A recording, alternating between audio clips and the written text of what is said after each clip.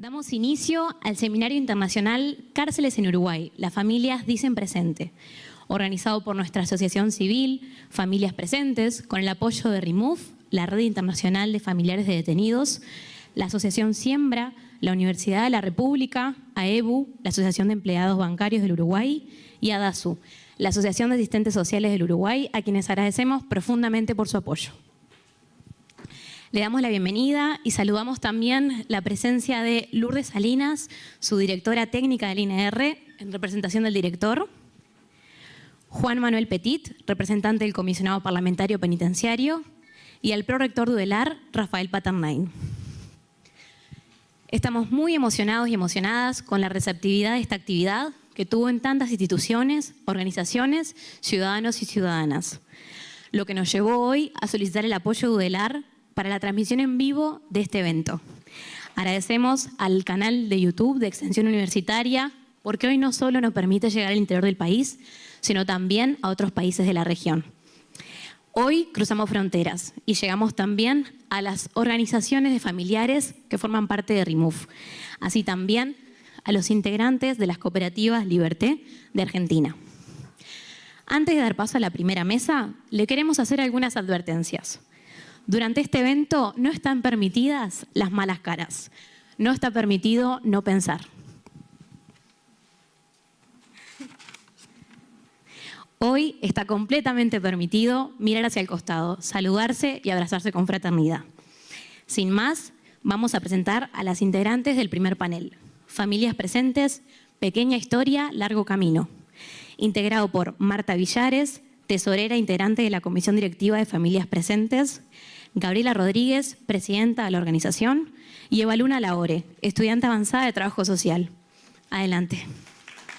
Buenas tardes para todos en esta primera jornada que tuvimos de seminario. Contentas por todos los que han venido a este encuentro. Bueno, yo les voy a contar un poquito el nacimiento de Familias Presentes. Fue una noche fría del mes de agosto del año pasado, porque por primera vez acudimos a una convocatoria que nos hicieron Graciela Barreras y Jaime Saavedra. Algunos los conocíamos, otros no nos conocíamos, pero bueno, ahí concurrimos esa noche de agosto, muy fría, en un salón donde teníamos muchas incertidumbres, donde nuestros corazones se sobresalían porque no sabíamos cuáles eran las propuestas que íbamos a tener ese día.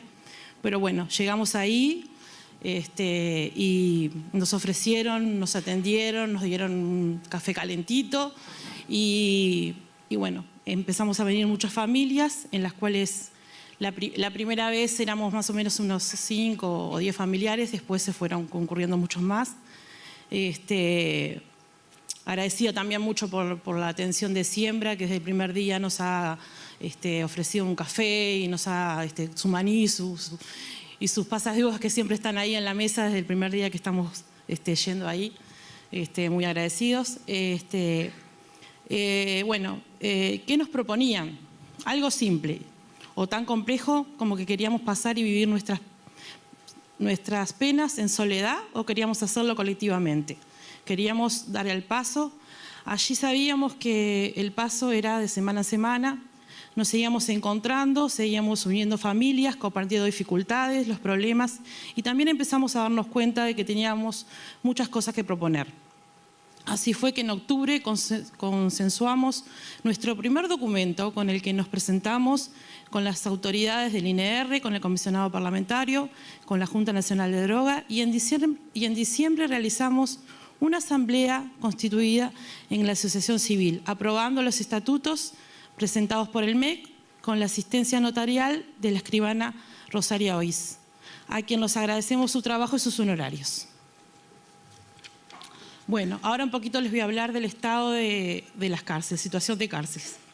Estuvimos de acuerdo que vamos con una situación de cárceles en nuestro país que no resisten más dilatorias en su tratamiento. ¿Por qué? En aquel momento había 14.700 presos, que alcanzaba la cifra de récord. Hoy es 15.000 personas privadas de libertad, creciendo a razón de 1.200 personas por año. en su mayoría varones, jóvenes, con pocos y nulos estudios. Según el MEC, el 52% de las personas que ingresaron al sistema penitenciario en el 2022 son analfabetos y pobres, con sobrerepresentación de la población afrodescendiente. El encarcelamiento de mujeres se triplicó en los últimos años. La situación de mujeres en general, especialmente mujeres con hijos, pequeñas, privadas de libertad, merece un trato especial. Se ha investigado y analizado y formulado varios proyectos para mejorar la legislación y sin resultados concretos hasta esta fecha. Según datos informados públicamente por las autoridades, más del 80% de la población encarcelada tiene problemas de consumo problemático de sustancias psicoactivas, o sea, es adicto. Hace pocos días se conocieron cifras de estudios encargados por el gobierno del BID, por el que el 70% de las personas privadas de libertad reinciden en el plazo de entre 1 y 4 años posterior a su libertad. La Constitución de la República, en el artículo 26, dice: en ningún caso se permitirá que las cárceles sirvan para modificar, si en solo asegura a los procesados o penados, perseguidos y reeducados la aptitud para el trabajo y la profilaxis del delito. En eso dice la Constitución. Sin embargo, hay hacinamientos, malas condiciones edilicias, precarias, instalaciones eléctricas y sanitarias escasas, actividades, poco patio, 1 hora por semana, o mucho encierro, pocas oportunidades laborales, insuficientes ofertas educativas frente a la demanda, insuficiente atención en la salud, escasa o nula atención en la salud mental y tratamiento de adicciones. Poco se cumplen las reglas mínimas del tratamiento de los reclusos, conocidas como las reglas Mandela, que en nuestro país se comprometió a cumplir en las Naciones Unidas, y las reglas Van Gogh. Poco a poco, el inicio de la preocupación sobre nuestras familias presos, nos fuimos dando cuenta que a nosotros como familias, madres, padres, hermanos, hijos, abuelas, tíos y también a los que nos afecta la cárcel, nos sentimos un preso más, una presa más, nos sentimos delincuente. ¿Por qué? Porque en nuestro tránsito semanal por las cárceles pasamos largas horas haciendo colas, a merced del frío, de la lluvia, del sol, cargando paquetes pesados, largas cuadras, llevando a nuestros niños y niñas, pasando por revisaciones totalmente invasivas, que implican a muchas unidades desnudarnos frente a los funcionarios o funcionarias. Tanto mujeres como varones, adultas mayores, niños, bebés, adolescentes, mujeres embarazadas, también sufren quienes por distancia o razones económicas no pueden faltar a trabajar y no pueden visitar frecuentemente a sus seres queridos, sin formar legal y fluida las comunicaciones telefónicas, con escasas posibilidades de enviar y fluir comunicaciones telefónicas, y también por el correo. ¿Cuál es el impacto psicoemocional? Vivir durante meses, años, estas situaciones, no las sabemos. En nuestro país no está estudiado, pero quienes lo vivimos sí lo sabemos. ¿Y qué es? Dolor, angustia, bronca, vergüenza, culpa, aislamiento social, depresión. Muchas gracias. Queremos comentarle una breve descripción de qué fue el Formando Redes. El mismo se llevó adelante en el año 2020 en la Unidad 4, Santiago Vázquez, ex CONCAR, y fue creado por estudiantes que nos encontramos, algunos privados de libertad y otros que no estábamos privados de libertad. Participamos aproximadamente unos 20 estudiantes y además este proyecto estuvo acompañado por profesionales que también iban y participan de estos talleres que hacíamos. El mismo tuvo una duración de unos 5 meses aproximadamente y íbamos semanalmente a la unidad para brindar talleres sociorecreativos. El mismo tuvo presente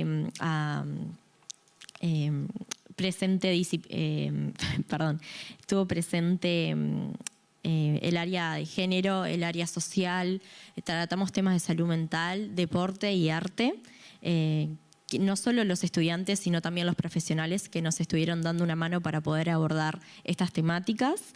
Y fue sumamente importante porque este proyecto fue financiado por la Universidad de la República y Extensión, a quien le queremos agradecer por eso. Y la idea fue fortalecer el vínculo entre el Instituto Nacional de Rehabilitación y la Universidad de la República. Capaz que está bueno mencionar qué fue para nosotras y qué nos aportó el contacto con estudiantes que sí se encontraban en privación de libertad. Para nosotras fue como una experiencia sumamente rica desde el inicio hasta ahora. Trabajar en cárceles es un desafío día a día para nosotras, pero creo que lo más importante que nos dejó el Formando Redes, como decían los gurises recién, fue el intercambio que tuvimos con ellos, el poder conversar, cuestionarnos, repensar a la Universidad de la República en contexto de encierro y a lo que es el Instituto Nacional de Rehabilitación y a lo que son las cárceles.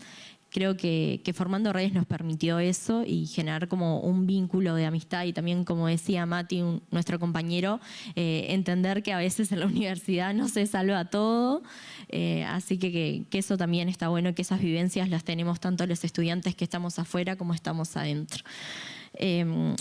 Por último, entendemos la importancia de seguir fortaleciendo y democratizando la educación pública en contexto de encierro, ya que el mismo es un derecho fundamental para todas las personas, no importa en qué situación se encuentren, y queremos alentar a las personas a que se animen y se involucren en la temática cárceles, ya que es un debe que toda la sociedad tiene que contribuir a este.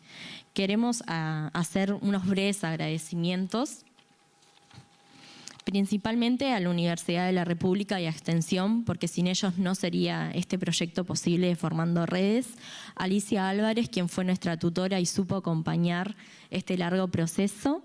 También a los profesionales invitados que estuvieron ahí, se animaron también a traspasar esas rejas y escuchar relatos y otras realidades. A la unidad número 4, a Joana y Nicola, que fueron los operadores del centro universitario, quienes también supieron acompañar este proceso y colaborar. A Micaela Traverse y a Natalia Capote, que son mis dos compañeras y mi sostén. Sin ellas no sería presente y hoy yo no podría estar acá. A los estudiantes universitarios privados de libertad, que sabemos que hicieron un esfuerzo enorme por poder estar acá.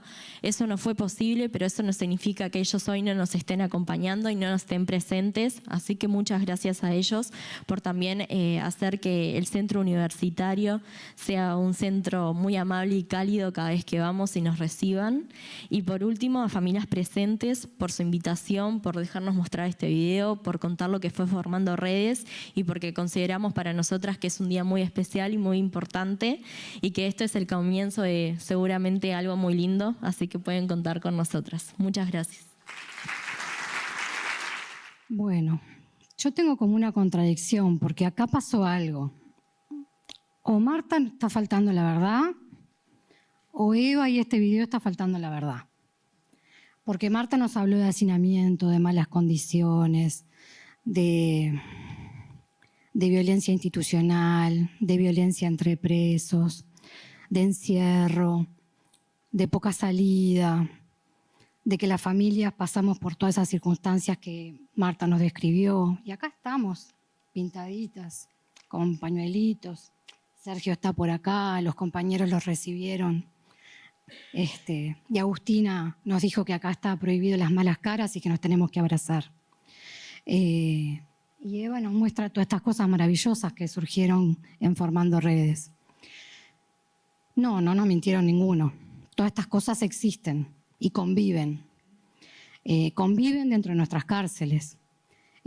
Convive ese encierro atroz, conviven esas condiciones espeluznantes, que no las decimos nosotros, aunque las constatamos semana a semana en el contacto con nuestros familiares. Lo dicen los informes del comisionado parlamentario, nos lo reconocen las autoridades del INR, lo han dicho en otros momentos consultores internacionales que han venido, pero también suceden todas estas otras cosas. Hoy, cuando ustedes fueron entrando, habrán advertido que las imágenes que vieron eran similares a las que nos mostraba Eva en el video. Eran gurises trabajando, estudiando, haciendo artesanías, conviviendo saludablemente. de alguna manera eso contrasta con lo que vemos normalmente en las redes, en los informativos, en la televisión. Nosotros no quisimos mostrar hoy todo eso porque eso lo vemos siempre. Lo que no vemos nunca es esto. Claro, hay que aclarar algo. Esto que vemos acá, que vimos en las imágenes y que nos mostró Eva y que nos trae, son excepciones, son muchas, son un montoncito de excepciones, casi como los fueguitos de Galeano, son un montoncito de lugares saludables, maravillosos que existen. Lo que nosotros quisiéramos es que esto, que es excepcional, que si bien existen muchos, son chiquitos y poquitos, sea la mayoría. Y que en realidad algún día podamos pensar que las imágenes que nos muestran los informativos y las redes son algo excepcional, que surge muy rara vez. Familias Presentes nació un poco por eso, como lo decía Marta, entre fríos y miedos e incertidumbres. Y bueno, y acá estamos, seguimos presentes. Hay algunos que desde el primer día en que nos conocimos, como Marta, como Sergio, como Marcela, que anda por allí, como Agustina, nos conocimos en aquella primera noche fría ante la convocatoria de Jaime y Graciela. Y seguimos acá, y se fueron sumando familias. Y en el mes de enero, en una tarde de sábado infernal de calor, nos juntamos por primera vez mientras todos estaban en la playa y nos pusimos a trabajar y armar el plan de trabajo del año. En ese plan de trabajo había un montón de cosas. Entre otras, tenemos que poder hacer una instancia, se llamará seminario, se llamará como se llame, pero tiene que ser una instancia pública donde podamos, de alguna manera, visibilizar nuestra voz de cómo vemos nosotros las cosas desde nuestra mirada de familiares, que no es ni más ni menos que la mirada institucional, la mirada política, la mirada académica, es una mirada más, pero consideramos importante. Y si quieren que les digamos algo, en realidad ustedes nos han ido ayudando a darnos cuenta de lo importante que era, porque nosotros al principio lo hacíamos. Pero de alguna manera cuando fuimos sintiendo tanta receptividad, tanta comprensión, fuimos dimensionando que, bueno, que en realidad entonces se ve que era importante que las familias nos organizáramos.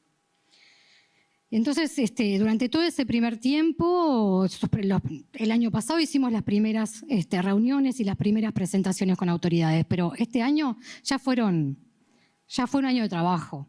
Entonces, hemos tomado contacto y tenemos claro que tenemos que tomar contacto con los 3 poderes del Estado. Uno todavía nos está quedando rengo. Con el Poder Ejecutivo nos hemos reunido. Con el INR, con la Junta Nacional de Drogas, con ACESA y PPL, con DINALI. Seguramente con Uruguay Crece Contigo se reunieron hace pocos días. Con el Poder Legislativo también, a través del comisionado parlamentario, fundamentalmente, en toda una primera etapa, pero después con los propios parlamentarios, a través de la Comisión de Seguimiento Carcelario, a través de la Comisión de Hacienda con Presupuesto de Diputados y después de senadores, en el momento del tratamiento de la rendición de cuentas, porque una de las cosas que nos ha pasado, que nos ha cacheteado, de alguna manera, es que esto que Marta plantea y que de alguna manera es reconocido por todos los actores, no se refleja después a la hora de tomar decisiones. A la hora de tomar decisiones, por ejemplo, en la rendición de cuentas no hay un solo artículo, todavía no se terminó de votar. Se empezó a votar ayer en la comisión del Senado, pero nada nos va a decir que van a haber cambios radicales y no hay un solo artículo que diga que se va a mejorar en algún aspecto el sistema penitenciario, cuando está reconocido que estamos ante una eterna crisis del sistema. Pero para nosotros también era tan importante, y hablando de poderes del Estado, nos queda pendiente trabajar con el Poder Judicial. Y en algunas actividades en las que hemos participado últimamente, nos damos cuenta que no somos los únicos, que no sabemos por qué, pero va quedando relegado el contacto con el Poder Judicial. Sí, con algunos actores hemos tomado contacto, pero eso queda pendiente. Sí fueron invitados para la actividad de hoy. Pero para nosotros también, tan importante como eso, era tomar contacto con las organizaciones sociales. Porque de alguna manera la sociedad es a través de los colectivos organizados que va logrando las conquistas de sus derechos. Y acá vaya si tenemos derechos para conquistar, porque tenemos derechos violados. En primer lugar, nuestros familiares que están privados de libertad. Sufren violación de derechos. Sufren tratos crueles, inhumanos y degradantes. Y nosotros, los familiares, también sufrimos violación de derechos humanos. Entonces, esta instancia de hoy, donde estamos todos, para nosotros es fundamental. Es de alguna manera empezar a plantear colectivamente esta situación e invitar a la sociedad toda, a través de todas sus organizaciones, cuando lo consideren, a aunar esfuerzos en esto, porque nosotros decimos que nos va la vida, pero no nos va la vida de nosotros, ni de nuestros familiares, también. Pero nos va la vida de la sociedad. Si tenemos 15.000 personas privadas de libertad, habemos alrededor de 100.000 personas que sufrimos la cárcel, directa o indirectamente, o porque están adentro o porque los acompañamos, o porque no los podemos acompañar, como le pasa a muchísimas familias. ¿Y quiénes son los que están privados de libertad? Los jóvenes, mayoritariamente pobres, los padres y las madres de los que hoy tienen hijos, hoy son padres y madres, o los que van a ser padres o madres aún estando presos o cuando salgan dentro de algunos años. ¿Nos merecemos, un país como Uruguay con 3 millones de habitantes, tener esta situación en nuestras cárceles? Para nosotros también era fundamental el contacto con las universidades. Iniciamos ya el año pasado el primer contacto con la Universidad de la República y retomamos este año. Y todos nos sorprendimos, y increíblemente los más sorprendidos fueron los propios integrantes de la universidad que nos acompañaron, más de 8 facultades, con muchos de sus proyectos de investigación, extensión y docencia, en un encuentro un 15 de mayo. Dice, nosotros nunca nos logramos juntar todos. Ustedes lograron que nos juntemos e intercambiemos lo que hacemos, que a veces ni siquiera lo sabemos. Bueno, bienvenido. Hemos tomado contacto también con la Universidad CLAE, con la Universidad Católica. Ojalá que con todos podamos profundizar acciones. Nos hemos capacitado, porque acá ninguno de nosotros éramos expertos en sistemas penitenciarios, pero tenemos que aprender de esto, entonces nos estamos capacitando en distintas instancias.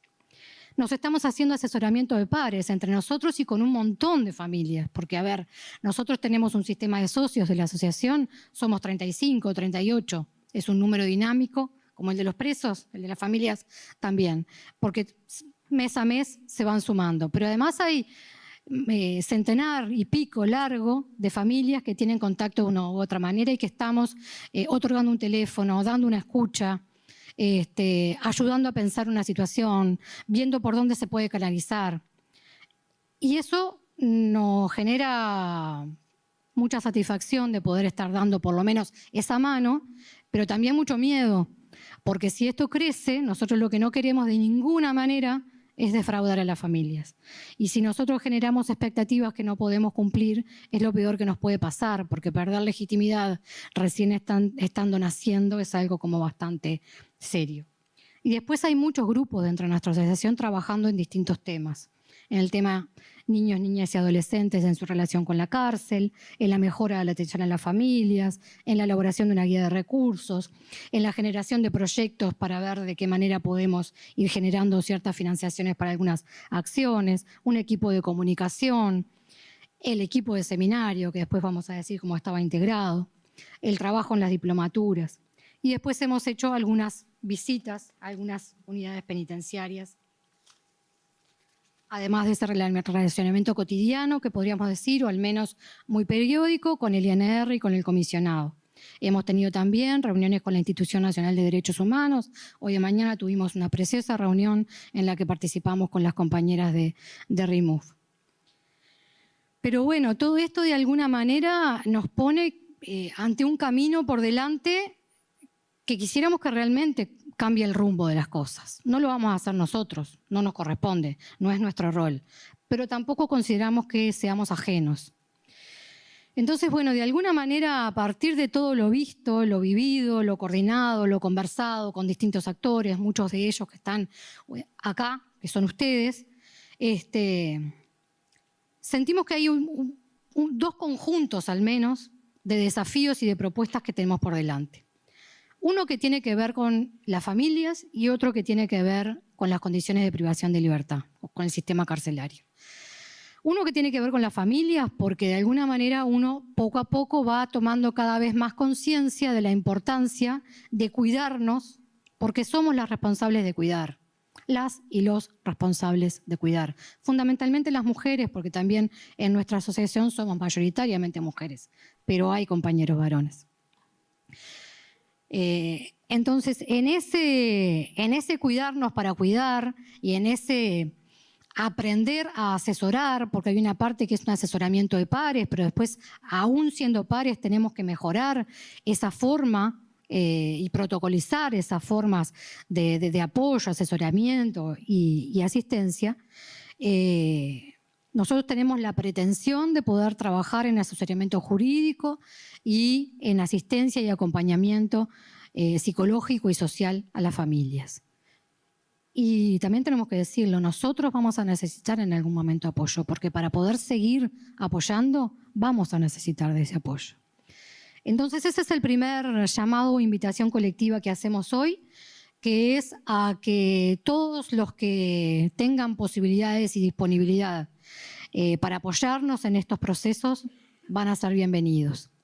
Y también pedirle a las universidades que puedan ser quienes supervisen estos procesos, porque bienvenidos todos los apoyos voluntarios, pero también tenemos que poder tener procesos claros de garantías de los servicios que estemos brindando.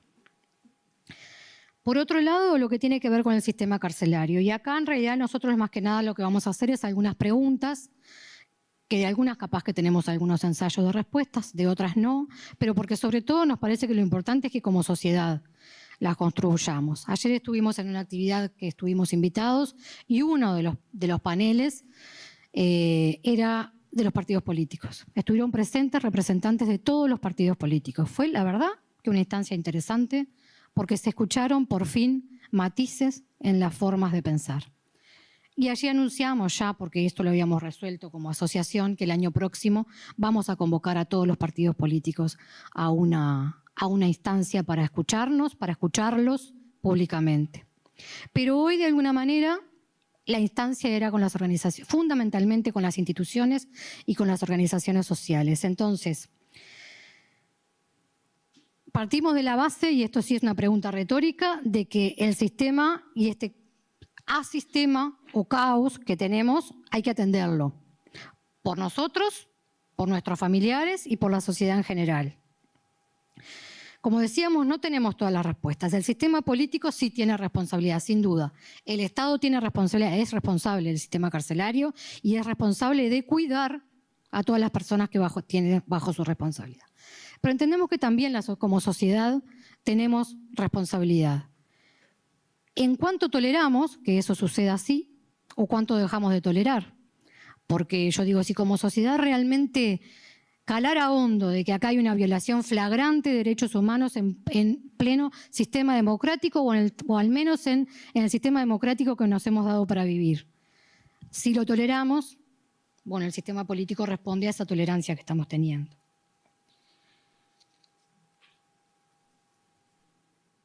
Queremos plantearles un poco en este seminario que, a modo de ágora, dejar planteadas algunas preguntas a ustedes en general y a los expositores que van a venir después. No le quiero sacar el trabajo a Serrana de la segunda mesa, pero por ahí algunas de estas cosas también pueden estar planteadas. ¿Cuál es el problema central a resolver en el sistema carcelario? De forma urgente, abatir el hacinamiento y las malas condiciones edilicias, sin duda. No pueden seguir existiendo esas instalaciones eléctricas y sanitarias que existen. Pero después, ¿qué hacemos? ¿Seguimos construyendo plazas porque sigue entrando gente, sigue saliendo poca gente? ¿Seguimos haciendo cárceles? ¿O tenemos que pensar en otras alternativas? ¿Es lo mismo hablar de sistema carcelario que de hablar de sistema penitenciario? El título de nuestra actividad es Las cárceles en Uruguay. Ahora, nosotros, el sentido común nos dice que si hablamos de sistema carcelario, estamos hablando exclusivamente de lo que sucede adentro de las cárceles. Si hablamos de sistema penitenciario, probablemente estamos hablando también de lo que sucede con aquellas personas que tienen otras medidas no privativas de la libertad. ¿La pena de cárcel es la medida por excelencia para pagar por un delito?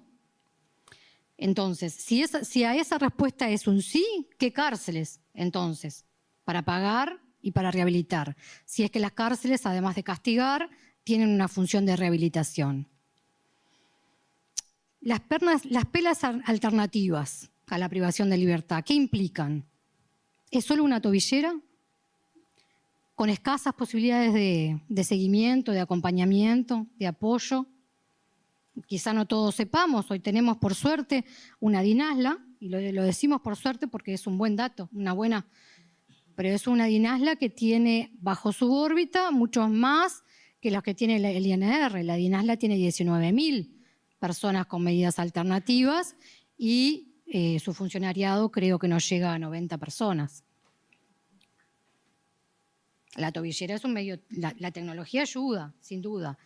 ¿Alcanza?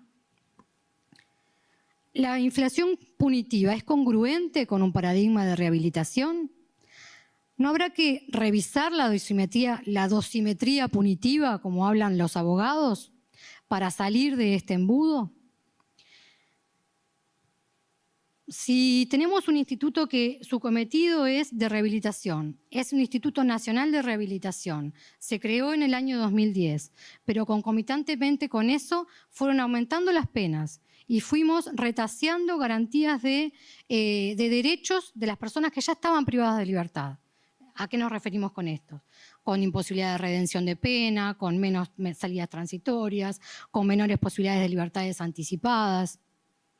Parece que ahí hubiera una contradicción. ¿No habrá que comenzar a pensar que ante errores devenidos en delitos hay otras formas de resarcir ese error, ese delito? Formas alternativas o complementarias que realmente reparen más allá del castigo.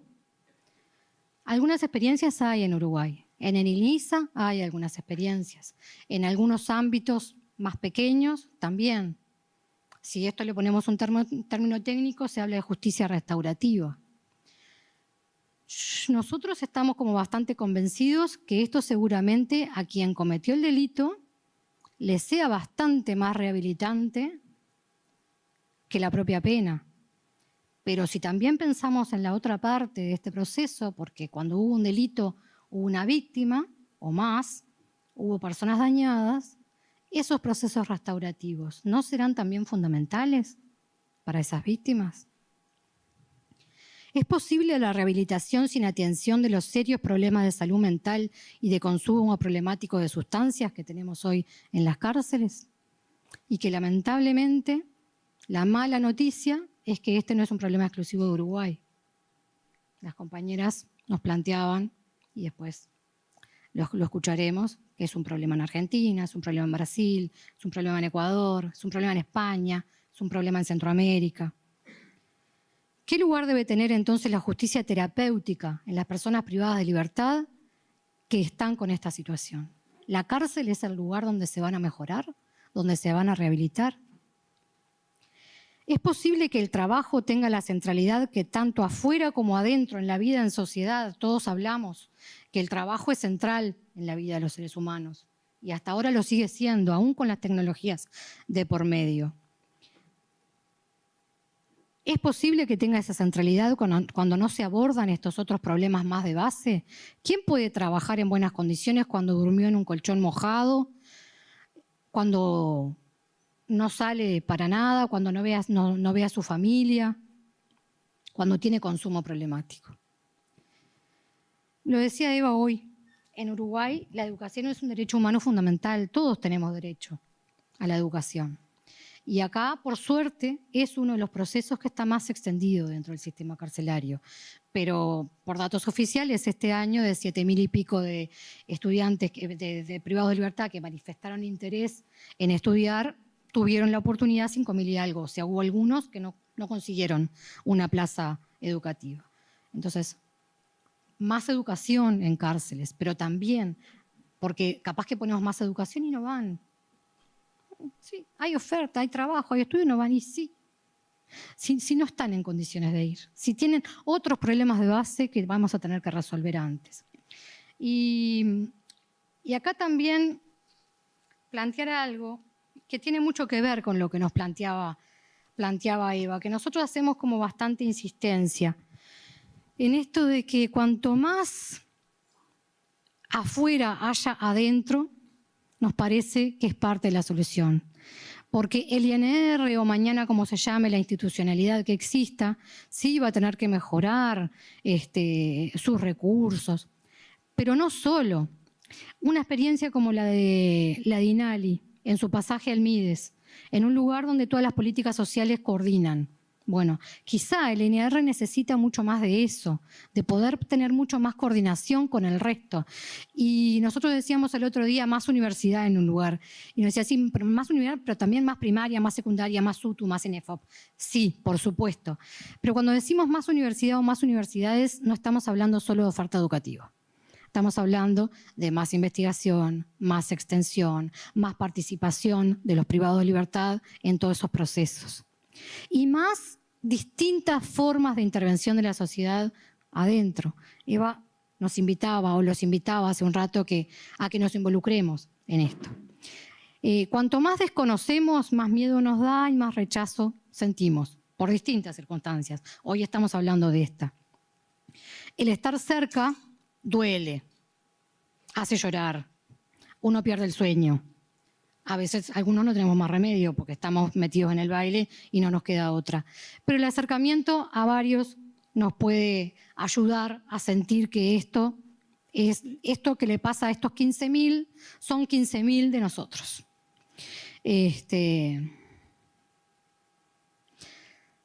Entonces nosotros hablamos como más comunidad dentro a través de sus distintas versiones y más privados de libertad fuera, en distintas actividades. Es difícil que la oferta educativa pueda llegar toda. Pues ¿no tendrán que empezar a salir, a estudiar y volver? ¿No tendrán que empezar a salir más? Porque algunos salen, ¿no? Que haya más salidas a estudiar, a trabajar, a distintas actividades y vuelvan. Cuando se habla de prepararlos para salir, para volver a vivir en sociedad, una mala noticia, viven en sociedad. Porque la cárcel también es parte de la sociedad. Entonces, esa preparación para mañana vivir afuera, ¿cuándo empieza? ¿6 meses antes? ¿O tiene que empezar más o menos el día que entró? También esto tiene que ver con si la seguridad y la rehabilitación son antagónicas o son dos partes de un proceso que habrá que deconstruir y reconstruir. Después hay toda una discusión que tiene que ver con cuál es el lugar institucional del sistema penitenciario. ¿Será el Ministerio de Justicia? ¿Será un ente descentralizado? ¿Será como se pensaba hace un tiempo eventualmente el Ministerio de Educación? No sé, no sabemos. Lo seguro es que tendría que estar fuera del Ministerio del Interior. Mientras esté dentro del Ministerio del Interior va a seguir estando y funcionando y formándose con la lógica del Ministerio del Interior y no con una lógica de rehabilitación, de habilitación, de educación, de vivir en sociedad. Eso después conllevará también procesos de formación diferentes de todo el personal. Y ya terminando, hay un elemento que capaz que también tenemos que empezar a pensar, porque si resulta que las personas privadas de libertad, el único derecho que pierden es el de la libertad, ya vimos que pierden otros por la vía de la violación de los derechos, pero si ese es el único derecho que pierden, capaz que tienen que empezar a votar. ¿Por qué tienen vedado el derecho al voto? Y esto no porque la balanza se vaya a volcar ni para un lado ni para el otro. Creo que es como cuando discutimos el voto en el exterior. Unos piensan que capaz que se volca para acá o para allá la balanza. Seguramente en el exterior, en el interior y en el adentro del encierro estén representados más o menos todas las opciones políticas que tenemos todos. Entonces, para terminar, volver a recalcar esta cuestión de cómo hacer posible que las rejas sean una división cada vez menos tajante entre el adentro y el afuera, con más salidas a trabajar, a estudiar, con más sociedad adentro, más educación, más universidades, más empresas, más trabajo decente, más salud. Y bueno, y estas son las muchas preguntas que tenemos no para responder hoy, pero para invitarlos a tratar de ir respondiendo como sociedad en un tejido en red. Gracias. Le agradecemos a Gabriela, Marta y Eva Luna por esta primera mesa Y bueno, como les decíamos hoy, los invitamos a cumplir con esas advertencias que les decíamos, a tener un rato para compartir, para pausar, para conversar de lo que fue surgiendo este primer rato.